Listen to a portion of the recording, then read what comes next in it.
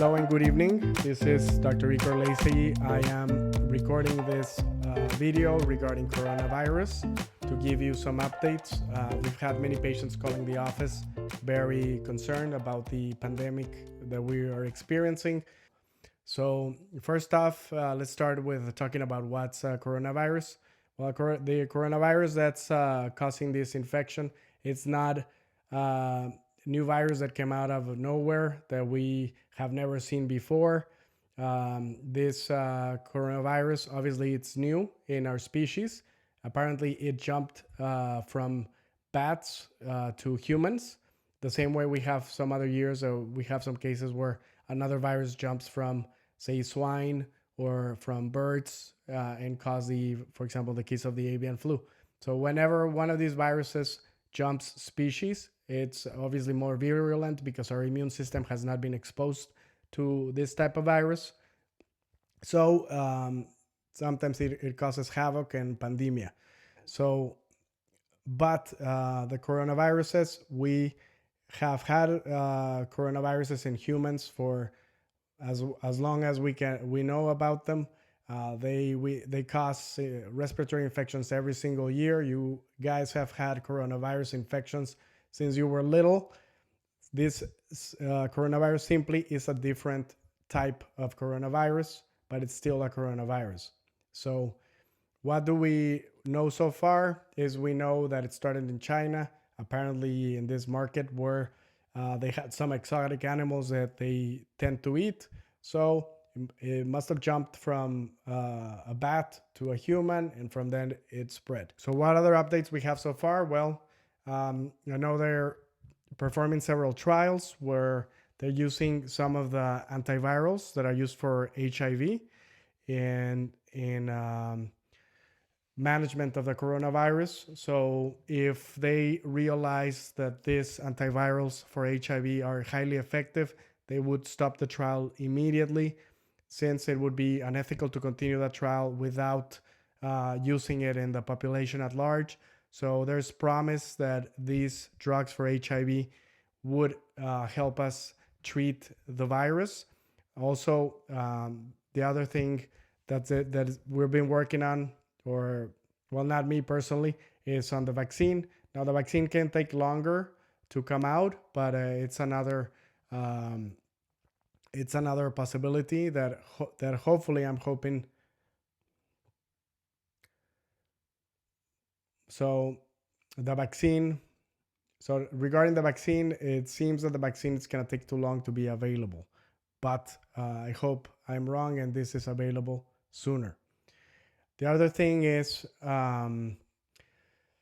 obviously, the other one of my concerns is if there's a problem with distribution and supply, is usually when you get viral infections and you end up in the hospital, you get a super infection with bacteria. That super infection with bacteria needs to be treated as well. And my biggest concern is if there's any problems with the supply, especially from ingredients coming in from China or other countries, is that we may not have what is needed to make antibiotics, what is needed to make other medications. And that could really be a problem for not only in the economy like everyone is talking about, but also regarding the management of patients that are in the hospital.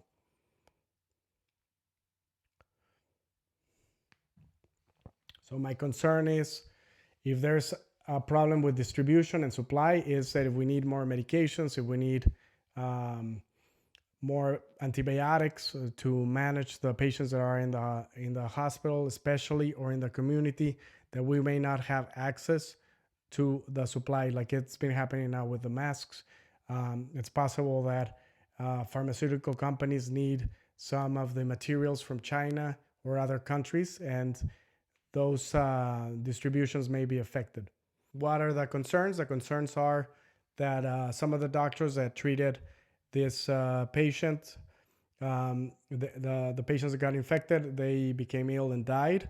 And that was a big surprise, since usually people that die of this type of viruses are in the extremes of age, either too old or too young. So this was very very shocking to realize, and that's why we became very concerned. Um, of course, the ones that are always going to suffer the most is if you have any heart history, if you have diabetes, if you have respiratory problems. It's obviously the mortality rate is going to be much higher. So far, we know there has been around a 3% mortality rate, which is around 30 times higher than the flu virus. So this is of concern as well. But obviously, we have the number of patients that have been infected and the mortality rate that gives us a 3%.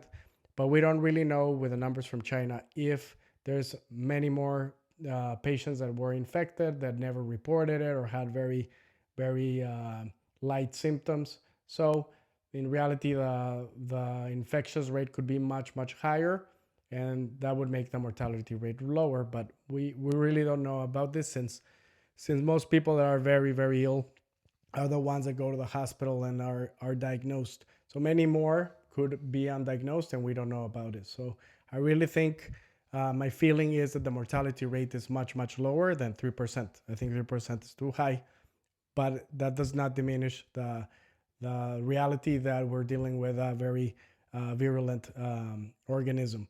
So what I wanted to... So that does not diminish the fact that many people have died and that this is a serious situation. So far we had today 2 cases in Florida, and that's one of the reasons why most people are in panic. And so far what we know is that here in Florida we had 2 deaths. We have 10 Florida residents that have been positive. And what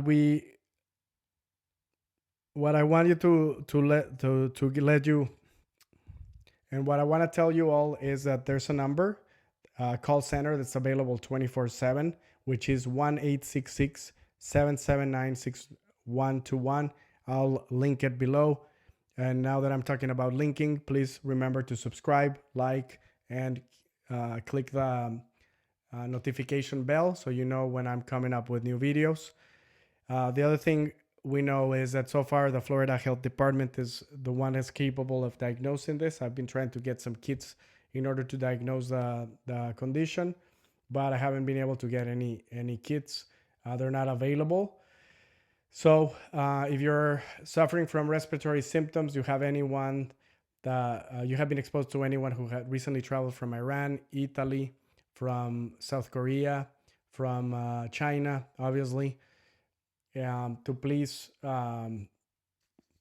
go to the hospital or the health department so you can be tested. That's also one of my concerns regarding stopping the spread of the virus is that since we don't have kits available, like in my office, it's going to be difficult to have patients that are having respiratory symptoms to go to the health department or go to the hospital to be tested because it becomes prohibitively expensive, especially if you go to the hospital. So hopefully that's not going to be a detriment, but I know the federal government is doing steps in order to improve this situation. So please don't panic. The important thing is that you guys are prepared. We live in Florida. We have hurricanes. We all have hurricane kits. So what should you be doing right now, or what you should have done already, is have enough water. You're going to need water. You're going to need food. Why is that important? Because if there's a major pandemia where we don't have distribution of trucks coming into Publix or Walmart, or if there's any disruption, you want to be able to have your food handy, to have water, and in order to not to expose yourself to going out there trying to gather supplies. There's no need to get any masks. There's no need to get any gloves. The reality is the only people that require gloves and masks are medical care professionals. Why? Because this disease is not transferred through the air. It's not airborne. Means if you're in a space where someone is breathing, you're not gonna get it. This is more from secretions. It's gonna be mucus, saliva. So if I am a doctor examining you and I'm gonna be this close to you, looking at your mouth. I want to have a mask. I want to have glasses in case you speak or cough on my face. That's how I would get it, but not from you simply breathing. So the other is if you are infected with a virus and you have a mask, but you're already infected, well, that prevents transmission because at least you're not coughing it out in all over the place. But now what's the most important thing is washing your hands using Purell or hand sanitizer. Why? Because what happens and the way these diseases are transmitted, not only for coronaviruses, but any other respiratory illnesses, is through the secretions. You cough on your hand. After you cough in your hand, what happens is you touch stuff, especially you touch handles, you touch the table, you touch your keyboard, the mouse, someone else comes in, touches that, then they touch their eye, they touch their face, and that's how they get the disease. So it's very important if you have any respiratory illnesses, not only this, that you always try to cough like this. Like if you had a cape, cough in this location so you don't cough at all in your hands. Never cough here. Also, why is that important? Because you may not have anything, but you just decided to cough right now and you touched something that was infectious. And guess what? Well, the second you're doing this, now you were not infected. Well, now you are. Also, there's no point in having a mask, wearing the mask everywhere you go. When you touch a handle, then you touch your mask because it's uncomfortable. You're moving it, adjusting it. Well, guess what? Now you have the infection in your mask. So it's all contaminated. You get to your house, you touch your eye, you remove your mask. Well, that was useless. So important thing is never ever touch your face, never ever touch your eyes, scratch. If you want to scratch, at least do it like this with an area that you know that you haven't touched anything with. Of course, that's not ideal, but that's better than if you cannot wash your hands at that point in time. You can at least try to scratch like that. But always wash your hands, soap and water, 20 seconds. And only after that, that's when you can touch your face. So, what else? Pandemia.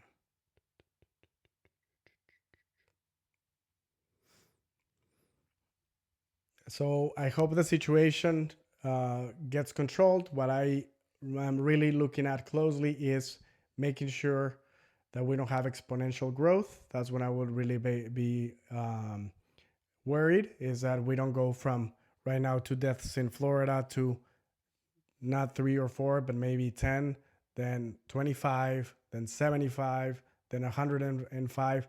So, because that would be exponential growth, and that's when things would be really, really serious. Couple of years ago, we had 80,000 deaths of the flu. That does not diminish this pandemic at all, but we do have significant deaths on many other conditions.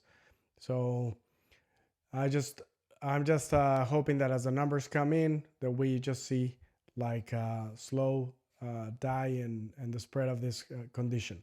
Now, I'm not gonna say that it's not gonna get very bad at all, but we can only control what we can control, and that's keeping proper hygiene, making sure we keep all our loved ones as well with proper hygiene measures, and having enough supplies in case we cannot go out or there's a mandatory quarantine. God forbid, hopefully that will not happen, but it's better to be prepared. Buy a bunch of water. Hey, you're going to drink the water eventually. We're going to have hurricanes. You're going to need that canned food anyhow. So just be prepared, guys.